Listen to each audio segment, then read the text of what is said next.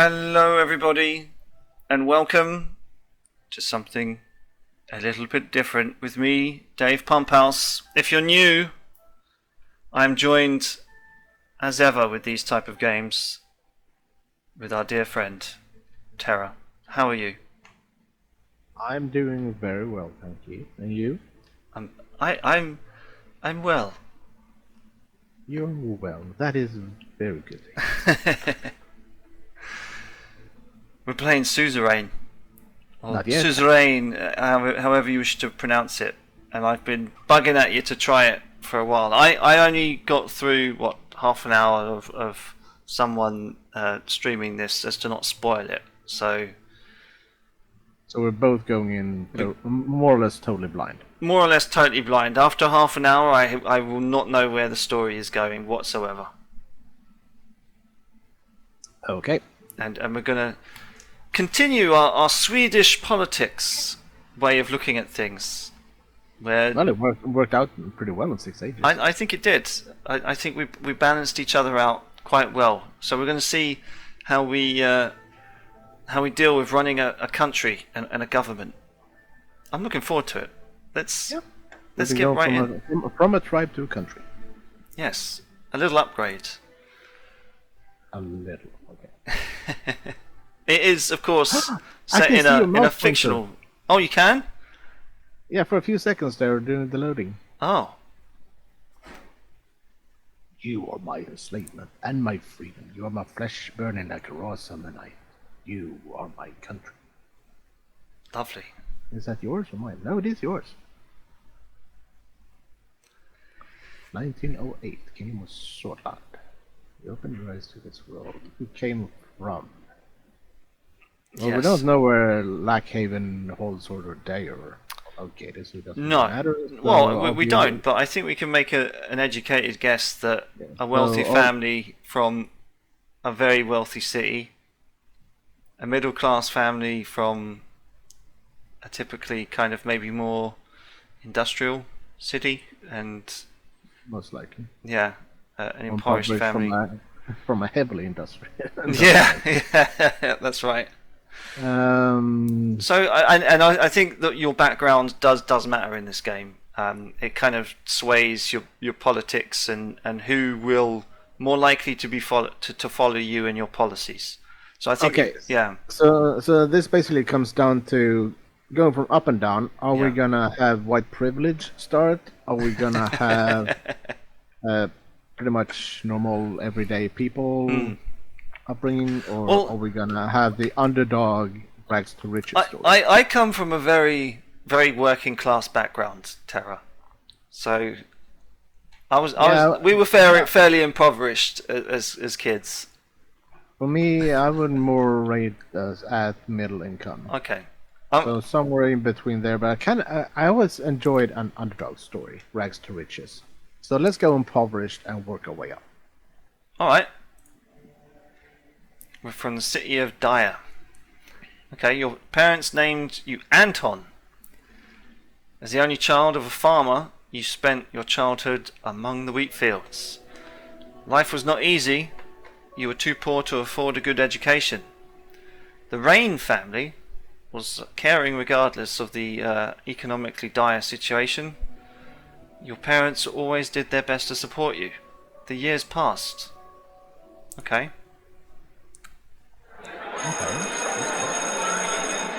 1923. During a history class at school, the bell started to ring unexpectedly. You heard a loud commotion outside. As everyone tried to figure out what was going on, the principal announced the historic revolution. The kingdom was no more, and the Republic of Swordland was born.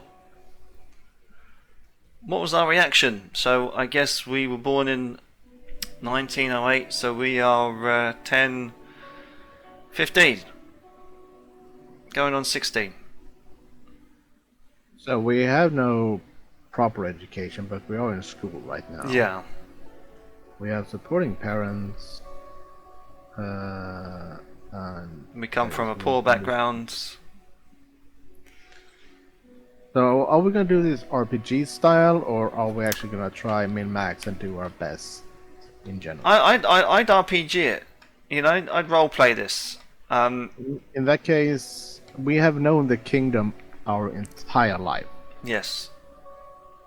So I would say we do either 1 or 3. I'm gonna lean on 3 because being the son of farmers, being a farmer, you kind of want that consistency. You want that consistent income, like anyone else, really. And uncertainty.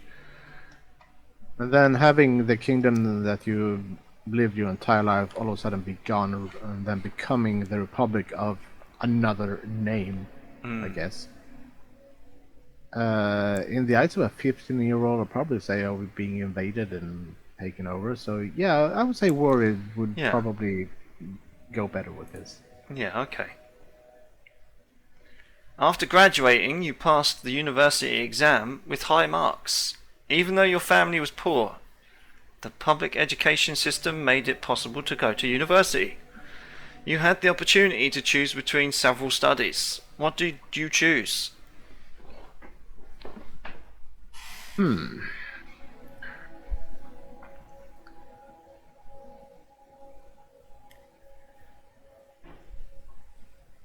Part of me, based on our poor background, will probably say that we started to go economics so that our future family wouldn't have to go through the same thing.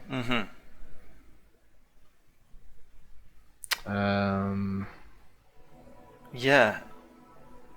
I'd probably go the economic route as well. I think. Because I mean, it kind of makes sense that if you have a poor background, you manage to read, study whatever you want, and like economics. Yeah, I mean, history. That's taking care of money. Yeah. Oh, okay, yeah. Being rich sounds kind of good. Shall we go economics then? Because I think being a farmer's son, studying history, our dads might go, "What are you studying history for? What kind of job are you going to get?" Yeah, that's not going to give you. That's not going to pay for your. That's future. not going to sow the fields, sunshine. Yeah, and law. He'd probably be very proud that we made it to a lawyer, but at the same time, as you said, simple, poor background, law, no economics, taking care of money. Yeah, that's basically what we've done our entire life. Yeah. Yeah, let's go for economics. Growing, harvesting, and selling. So I would say economics makes more RPG sense. Yeah, me too. At Larkhaven Business School. Okay. During the first year, you attended a lecture with David Vichy? Or Wischi? How would you say that? Wischi? Does sound Eastern European. Yeah, so probably a V. Their pronunciation regarding the spelling can be kind of weird. Vischi? I don't know. Yeah, I would say something like that. Yeah. Vischi. Yeah. He was a well-known diplomat from the foreign ministry and the son of the president.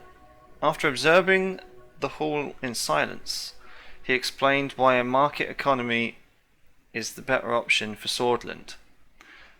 He argued for a system where prices for goods and services are determined by the open market. So he was an avid capitalist.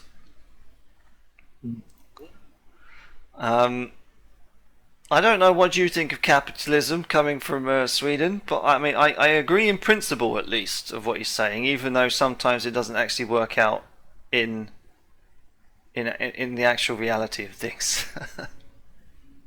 Well, considering that the majority of the world as it is now do follow, at least in spirit, capitalism. Yes, I would agree with that statement. And in general, it works out pretty well.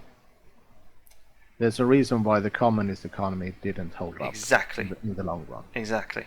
So I would say that we agree in principle. Yes, I am in consensus with you on that one. It's nice to agree on things. I think going forward we'll probably be going, no, I think we should do this. See, there are a lot of dots. Yes, soldiers entered the campus in the evening ahead of the first election. Many were in shock as the uniformed men created a security cordon and started arresting the teachers. Ah, okay.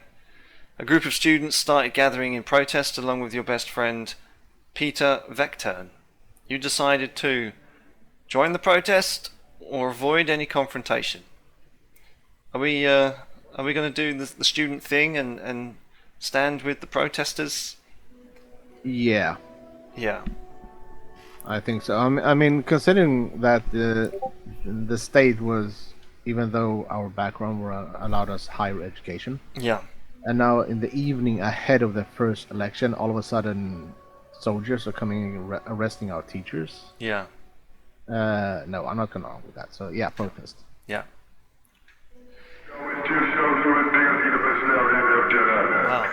One of the officers made a loud announcement that echoed through the campus.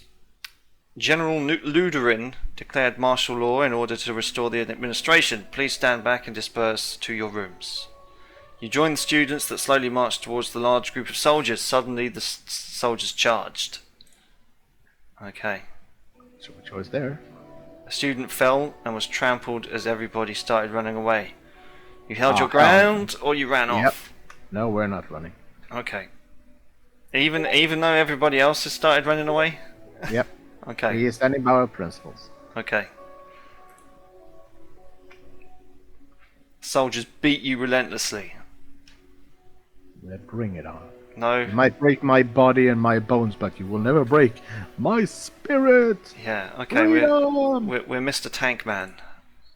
Oh yes, we are. Okay. The majority of the students and teachers displayed their opposition. Thus, Larkhaven became a target for the military regime. I didn't want to stay idle, and I decided to join the Human Rights Group, the Student Council, a political debate group. I think joining the debate society might be quite fun. If the game is going to throw us into politics a little bit further on, a political debate group would be good. Mm-hmm. But if we're going story-wise, I would probably say Human Rights Group.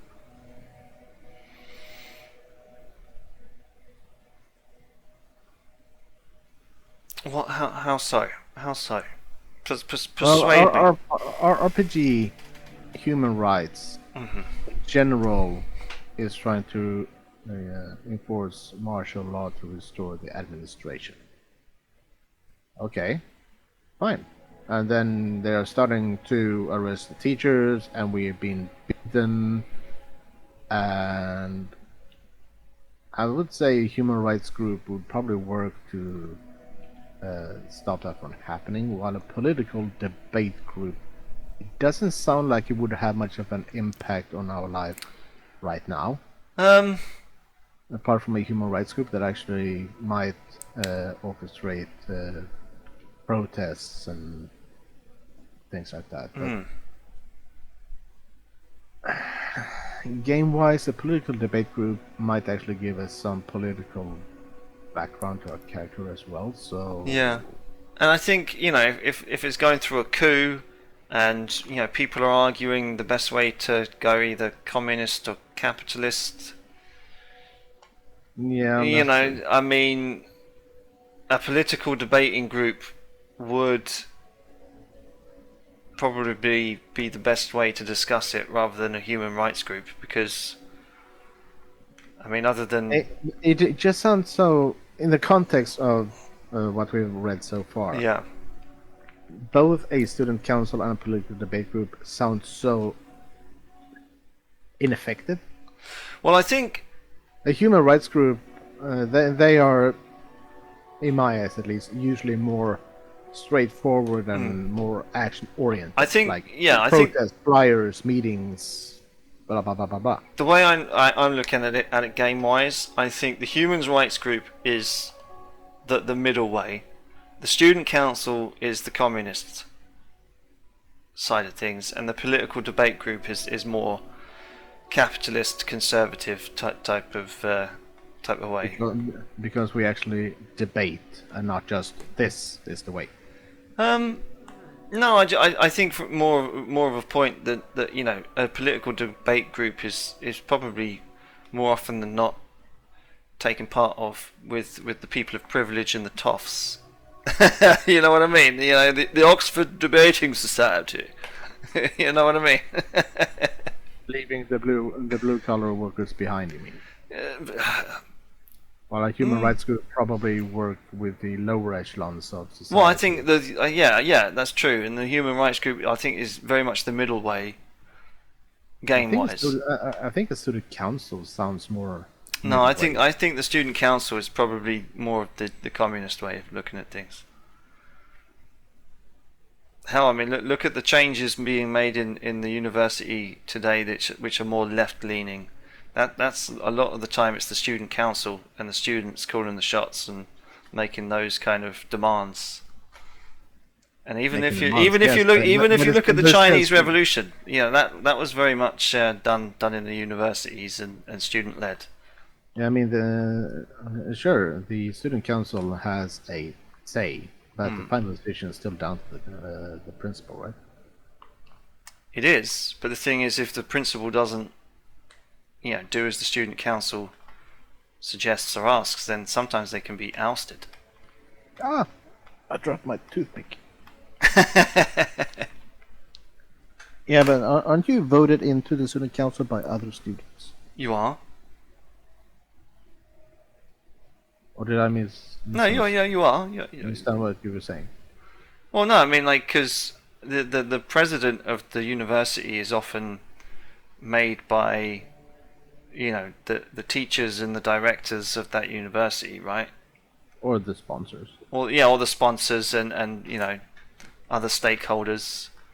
Whereas, you know, and the student council, you know, they probably have a little bit of a say as well.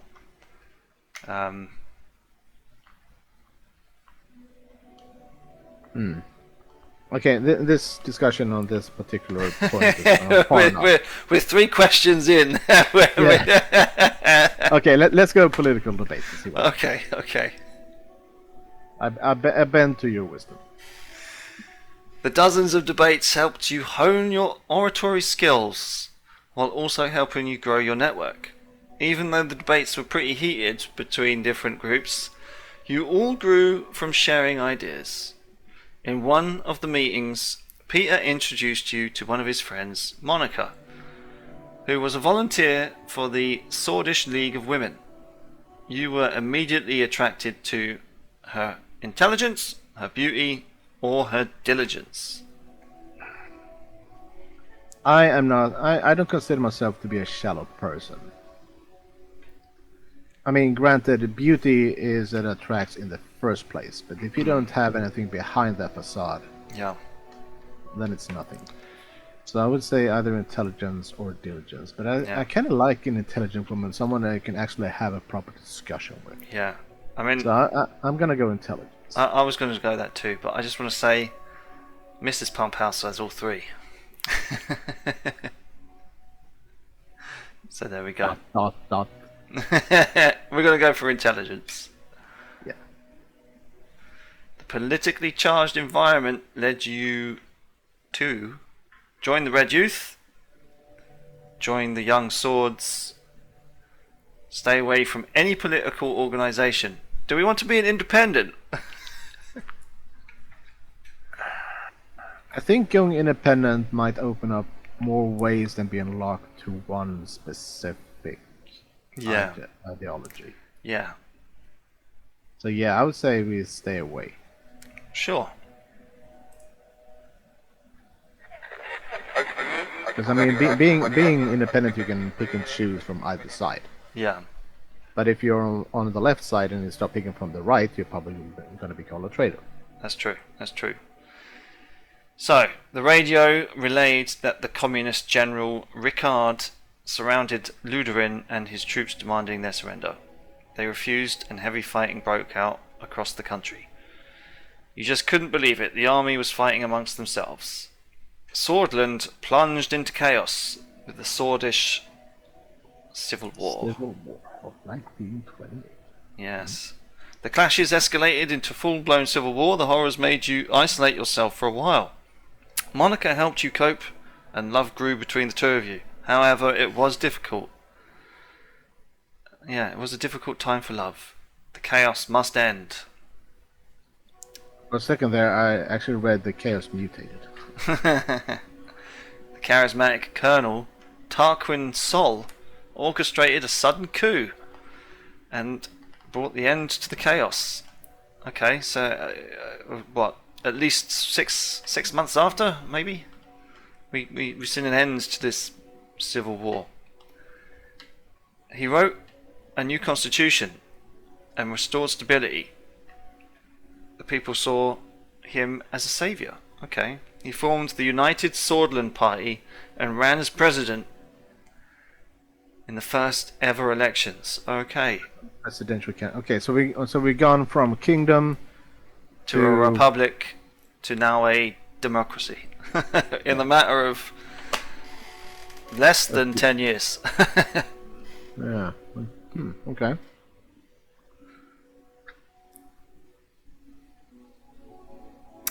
Do we want to vote for this colonel, or do we not?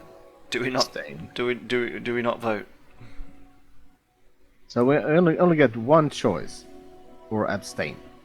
Yeah. Do you believe in voting for someone even if they orchestrated a coup? Well, he orchestrated a coup to bring an end to the chaos. He restores stability. I would kind of like to know what is in his new constitution before I decide to vote for him, though. As would any logical human being, Terra, but we aren't given that choice. 6 ages all over again. Maybe he's like, you know, maybe he's like Colonel Sanders, you know, stability and chicken and 6 mystery flavors and spices. I don't know. I'm trying to find a joke there, but it's not working. I believe it's 11 herbs and spices. Is it? I thought it was only 6. But they can all be chaos, hatred, bigotry, racism, whatever you want. Yeah. So he could be a total asshole. He just shows his good side now to have the people put him in charge. Yeah. And since we have no information yet on this character, do we want to risk being one of the people that actually vote a potential tyrant into a leading position, or are we gonna abstain our vote and not vote and see what happens?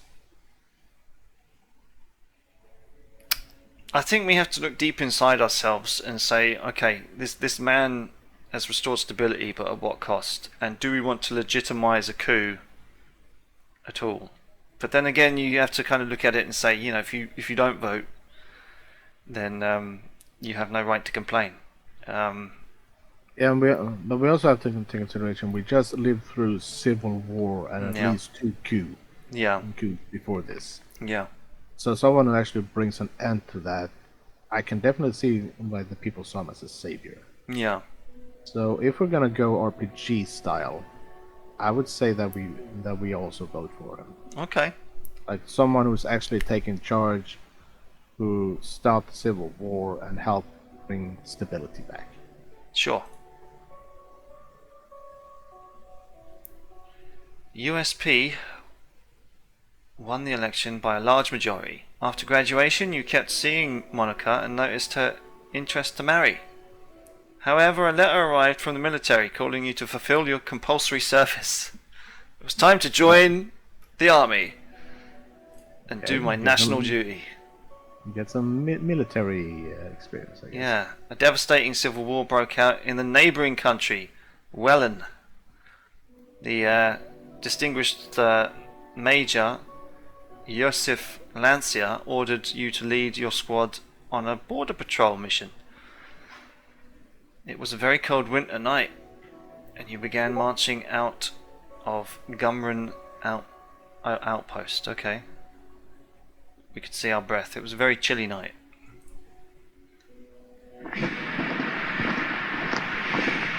Okay. After several hours of marching through the snowy hills, distant noises were heard. Visibility was too low to confirm the source. The squad crawled forward in formation and found a spot to observe. A group of refugees. So a group of refugees had made it beyond the border fence. What do we do? At least they're not Urkshites, so. No. Well, the Urkshites weren't that bad. No, it's just the rest of our clan that also. Yeah. I mean, I anyone who comes to our fields and tends the goats and breeds them like rabbits is a-okay with me. But this is a different universe. This is a different situation. I think we can escort them back to our base, right? Well, escort them back. In this context, I assume we escort them back to their country. Oh. Yes, that's right. As they made it beyond the border fence, you escort them back. Right. Yes, that's that. In that context, yes. And my Swedish heart bleeds for pretty much every refugee. And we have just ourselves gone through a civil war, so we know the horrors that they're running from. Yeah. But the thing is that they can also be infiltrators. I do believe, and I mean, I watched a playthrough of this about a year ago, almost, when this first came out, and I think this does potentially affect how many refugees are on your border, like in a border town somewhere. How many Wellens make up the population there? I think that has an effect. I think so.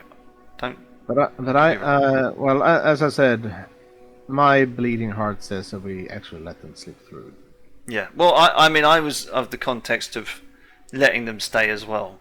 I didn't realize that we could escort them back to their own country. I thought it meant escort them back to the barracks. But yeah, we'll let them slip through. It could be that as well, but I mean, the wording here is kind of ambiguous. A little bit. But if we let them slip through, sure, come on in. Or escort them back. No, you're going back to your place. Yeah. So I say we'll let them slip through. All right. Damn the consequences. They're running from horror. Yeah. After the patrol, Major Lancia arrived with anger and immediately relieved you of command, calling you a disappointment. Oh dear. One of your squad members had reported your actions. After several months of scrubbing the floors as punishment, your duties ended, and you went back to civilian life. Oh dear. Okay, so... Our squad members report. Okay, so we're already into Germany. So we probably won't get the military vote. Well, we had some experience either Yeah. way. Even True. though it might be short-lived. Yeah. You and Monica decided to share your lives together. After receiving the blessing of her parents, a ceremony was held in Holsword. During the same year, you worked hard to secure a high-paying job at the governing United Swordland Party. It was much more difficult to start your career on a good foot because of the refugee incident, but you still managed. So we have three options here. Working for the ruling party was the easiest path to power. The financial compensation was too great to pass up. It was the best opportunity to change the country for the better. Yes, the last one. Yeah? Yeah. You became the economics assistant to one of the more experienced members of the assembly. You worked long and hard, staying late at work, investigating hundreds of pages of economic reports. You were climbing the corporate ladder of success. The pages economic reports. Man, that sounds so boring. Sometimes someone's just got to sit there and crunch the numbers. And a good thing about computers for that. Huh? Well, it's 1933, so yeah. I know when I was telling you this game, I thought it happened in like a 1990s kind of post-Yugoslavia kind of situation, but I was wrong. Soul strengthened. Sorry, say again. No, I was just gonna say. I mean, the story so far could very well match pretty much any country as of within the past 50 years. Yeah, that's true. Okay, so Seoul strengthened the Republic by removing the institutions and symbols of the former kingdom from society. Things were also looking up for the country as a massive economic boom continued, and people were the happiest they had been for more than a decade. Election time came around again, and it was decided. President Tarquin Seoul was elected once more. Okay, so that's 2 terms in office for the Colonel. The new 5-year plan and the subsequent work regarding finances put you under a lot of pressure, but your significant contribution to the economic strategy triggered an invitation to meet President Colonel Tarquin, who offered you a key position. You were to become the youngest member of the assembly. What do we do? Shall we accept right away with a gracious attitude, or shall we maybe accept it with We are accepting either caution? way. But considering this is politics, Shall we suck his dick, or shall we shake his hand and walk away? I say we jerk our own dick and then shake his hand. Okay. We accept with doubts.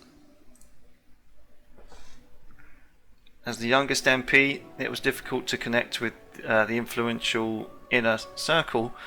You needed allies, so you brought in your best friend Peter as your right-hand man. The birth of your son, Frank, proved a brief moment of joy and relief. You sacrificed work to spend time with your family, sacrificed family to improve your position in the party. I'd say family first, always. Okie dokie. We can be assholes on the second page. During your absence, Peter found trustworthy contacts and strengthened your position in the party. At the same time, President Seoul increased his authority over the years. His growing ego started to cause strife within the party. Oh, the Colonel. Told you. Oh, we're up to 1941 and it's the 4th election, so he's coming into maybe a 4th term of office. The cracks began to show. President Seoul barely secured a majority in the election against the opposition leader.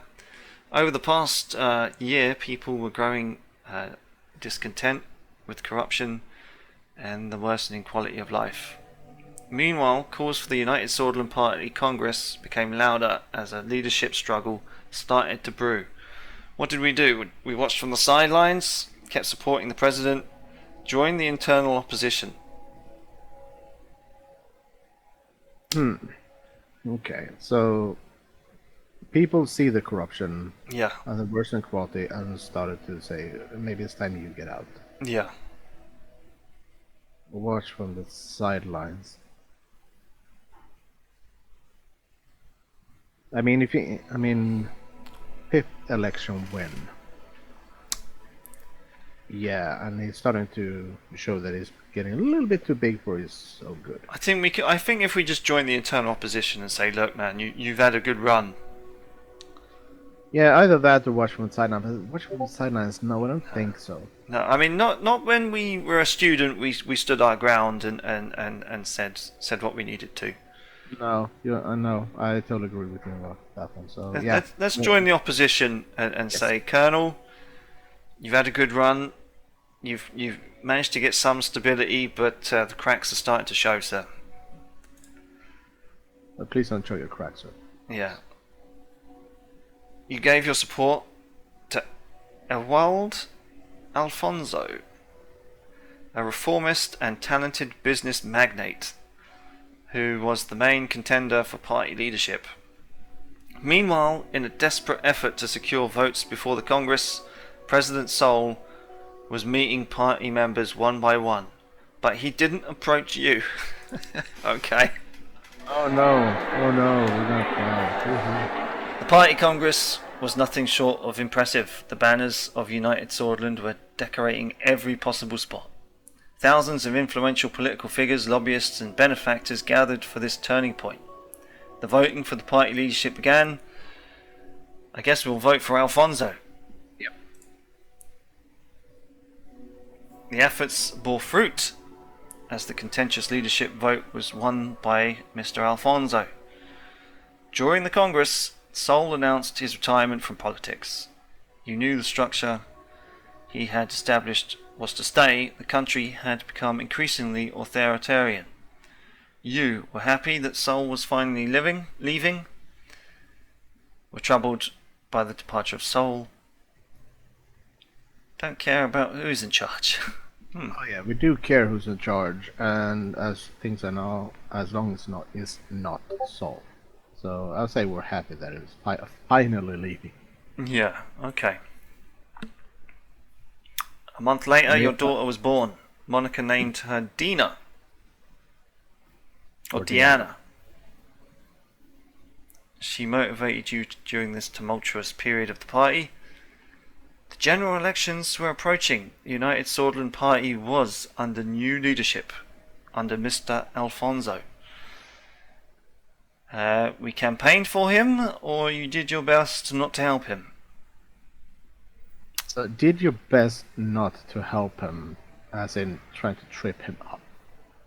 So we voted to get get the corrupt bastard out of office, but we're not going to help the guy we voted in. I would say we joined the party efforts and campaigned for it. Okay. Yeah, I'll go with you on that one.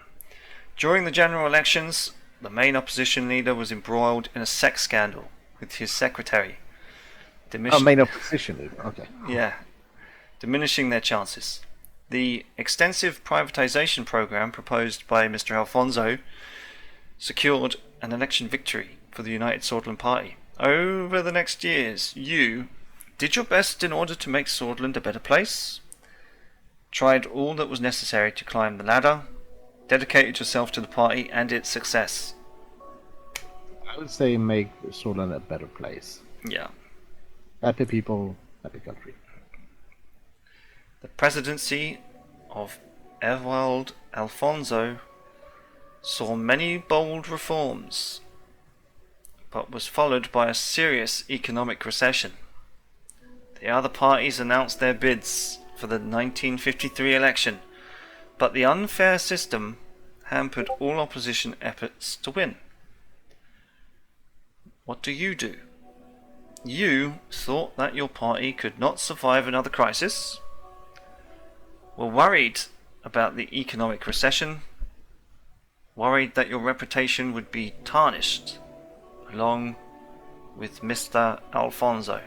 I think as an economic kind of guy, I think we'd be worried about the recession. Yeah, I mean, we don't care about the reputation regarding the refugee incident. So our reputation means nothing. It's all about making life better for the people. Yeah. And without a working economy, that's not going to happen. So yeah, worrying about the economic recession. Okie dokie. Together with Peter, your presence within the USP grew, and you became the face of the new wing in the party. You effectively took over the leadership as President Alfonso lost control of the country. The moment to make your move had come. You blamed Alfonso for the crisis on television, bribed and extorted Alfonso's inner circle, advised Alfonso to step down. Okay, we're not going to play the playground, it's on your fault, because that's not helping anyone. No. Bribing and extorting is not going to help, because that's probably going to bite us in the ass later on. Yeah. So I would say we do the grown-up thing and advise him to step down. Yeah, me too. I mean, hell, we don't want to be embroiled in a corruption scandal after we were pointing out at the colonel. Saying, no, and we also have a family to think about that. We do. So let's advise Mr. Alfonso to step down. Yeah. He had a swing at the bat, but his batting average was very poor. He didn't take your advice seriously and started to reshuffle his cabinet, but most of his inner circle abandoned him. Your diplomatic attitude made the party vote you in as the leader. Following this, you announced that you would be running for president in the general election, with Peter as your running mate. It was your turn. With the standard of student embassy, I was shot in it After visiting every city and town during the campaign, you made a speech on state television. You promised to enact democratic reforms or preserve national values. Let's say democratic reforms. Okie dokie. I mean, national values, is very sure. Oh, our country is the best. Yeah, but nothing works. Yeah, that's right. The people are tired of empty promises. We need fundamental change in our institutions and government. A solid and transparent democracy awaits us. Brothers and sisters, a new constitution and a new age is upon us. Okie dokie.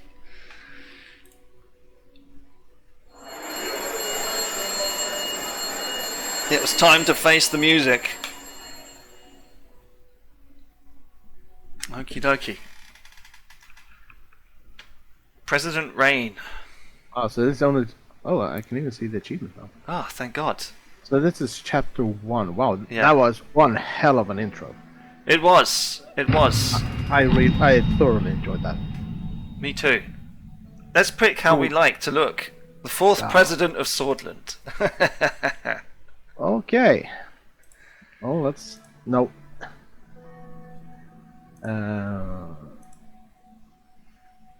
Go for the old Ronald Reagan, the movie star. Yeah, why not? Ooh, rebellious. Yeah, that looks like a bit like a Hitler. Yeah, it kind of does, actually. Yeah, no, let's go with Ronald Reagan or Paul. We'll go for Ronald Reagan.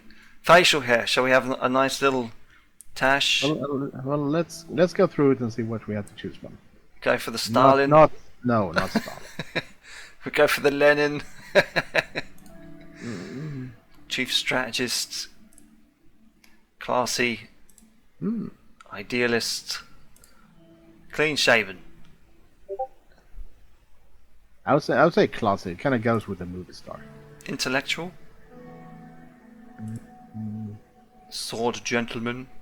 Oh, that's almost like Clark Gable. Yeah, swordist. Strategist. Theorist. What the fuck? Valitslandian.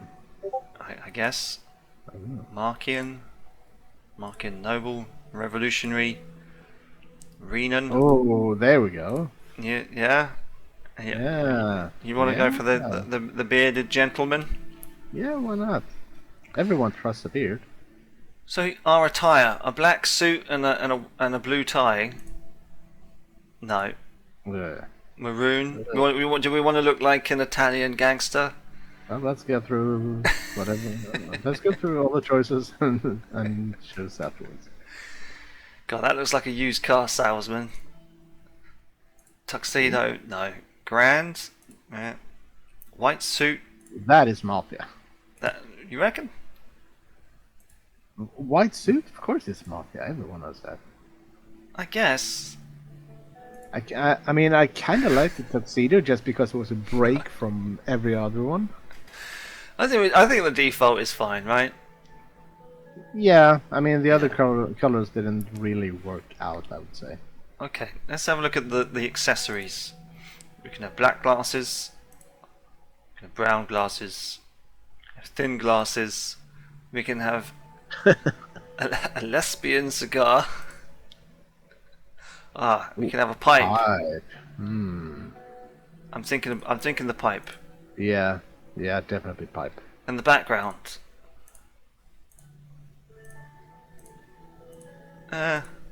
Office. Well, I kind of like that one. What one? Turquoise? No, the window one. The window. Yeah, that's fine. Okay, so we are done with our Anton Rain, Ronald Reagan, rough and ready, bearded gentleman with a pipe. Yes. Perfect. You will not be able to change how the President Rain looks from this point forward. Are you sure? Yes. As Anton Rain, you have made many promises to the people of Swordland in order to gain their votes. They must be considered very carefully. The economy. Swordland's economy had been based on a planned doctrine since its formation until the former president, Mr. Alfonso, enacted a free market reforms. Now the country finds itself between two different economic systems. A planned economy or a free market? I think we already kind of said that we wanted to maybe support a free market. Yeah. Diplomacy. The intensifying global rivalry between the capitalist Arcasia in the west and the communist United Contana in the east is opening a new diplomatic possibility. Swordland could take steps to align itself closer to one. Neither. You want to be the Switzerland of this place, do you? Yeah. Or Sweden? Yeah, Sweden also works. Swedish politics all the way. Well, let's see. In recent years, Bludish, which I guess is our neighbours, Bludish, Wessex and Agnolian immigrants flocked to Swordland due to relaxed immigration laws enacted by Mr. Alfonso. As a result, tensions between the Swords and immigrants have been increasing. What do we want to do? Well, the general consensus is that immigration stimulates economy. In certain ways, but it also raises, as the text says, tension. And other things, you know, like it supports part of an economy, but it flattens other parts of an economy. Immigration isn't the best for wage growth either. So no, at least not first generation immigrants. So we're playing the long game. That's a good thing to do, but we have to, don't we? We do. Well, I mean, we're not going to be dictator. I mean, I could quite happily just play 4 years and lose an election and say we've done our best. A one-term president. Yeah, definitely. But the question is, we're not greedy here. if you keep the immigration relaxed, the tensions might rise. They might rise. But if we tighten immigration, that's gonna. We could tighten immigration. I mean, if they're relaxed already, even just put in a few extra border guards and a. Yeah, I mean, it doesn't say that we're closing. No. But I'm sure there's a sliding scale of. Yeah, so maybe we do the Corona corner store thing, like a certain amount of people each time. So 500, wait a year. We can. Yeah, we can accept educated and put a cap on certain things, right? Maybe. Hell, we could even say, look, like, implement policies that say, look, we can't have unchecked immigrants. Because that doesn't help anyone. Well, it doesn't say open borders, it just says relaxed. Alright. Well. So, a part of me don't want to tighten immigration because, once again, hello, Sweden. Yeah. But then again, tensions, but they have been increasing. So if we don't tighten it, we might have riots, maybe even start of it could be. War on our hands. It could be, but I mean, at the same time, Swordland might need to change, might need to embrace its neighbours and form a trading bloc for all, like the EU. That may be an option in this game. I don't know. And if we're playing the long game, you know, that second generation can foster ties with other nations. Who knows? And also, second generation immigrants could help the next batch of arrivals to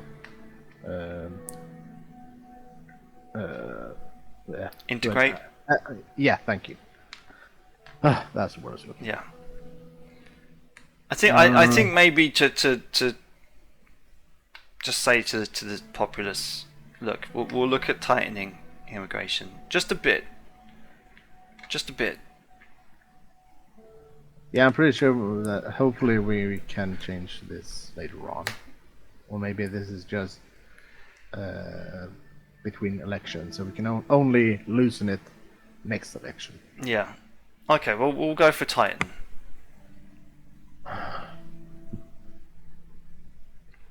It kind of stings in my soul a little bit, but It is a game, so it is a sandbox to see how it works. It is, So, and yeah. hell, you know, like if there's a sliding scale, we don't have to do it by much.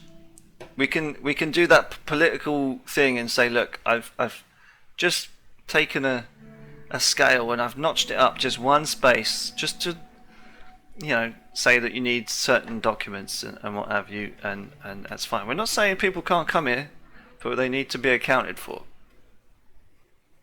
Yeah. Oh, yeah. Let's see what the game says. Next, okay. Term focus. Okay. We have also promised to focus on certain extensive subjects within our first term. The people expect us to resolve the negative situations within this topic while provided an overall improvement to the related policies. I'm an education man. Coming from a relatively humble background, education first, and then the other things follow. If you have an educated populace, then more often than not they're a healthier populace because they're educated to keep themselves healthy. Well, let's see what the text says. So, health. Since the 1940s, the difference of service quality between urban and rural hospitals has been getting increasingly worse, and the average life expectancy has dropped significantly. Okay. Education. The lack of schools, teachers, and even classroom equipment in certain areas causes massive gaps in the previously robust education system. Law enforcement. Increased crime is pushing law enforcement to their limits, while judges at courts deal with a huge and expanding backlog of legal cases. And military. Military protects the country from hostile threats, while some see it as a massive financial burden, others argue it's a critical deterrent. Yeah, I'm actually on your line there. With education is the most important thing, because education leads to pretty much everything else in the list. Exactly. So yeah, I would say education as well. I'm glad you agree. Your promises will be remembered, and they will have consequences. Are you sure about your decisions? I think we're sure. Yes, we are. 2 weeks have passed since we won the election. Well, I think before going further, I think it might be a good time to maybe stop the video. I don't know how long we've been talking about this, but it does seem like a fair chunk. Let's say I'm guessing at about 45 minutes. Probably. Yeah. So let's stop the video here and thank people for stopping by, and yes, hopefully see them on the next one. Yeah, and also please tell your friends about this. It will really help Dave out. Help us both out. We're doing this together. Yeah, but it's not my channel, it's your channel. I know. So let's do it in the YouTube style. Okay, everybody, thanks a lot for tuning in. So smash that like button, tell your friends, share among your friends or relatives, and we will catch you next time. Was that horrible enough? I mean, you're doing a better job than I am. I'll educate you between the videos, don't worry. See you on the next one, people. Bye-bye.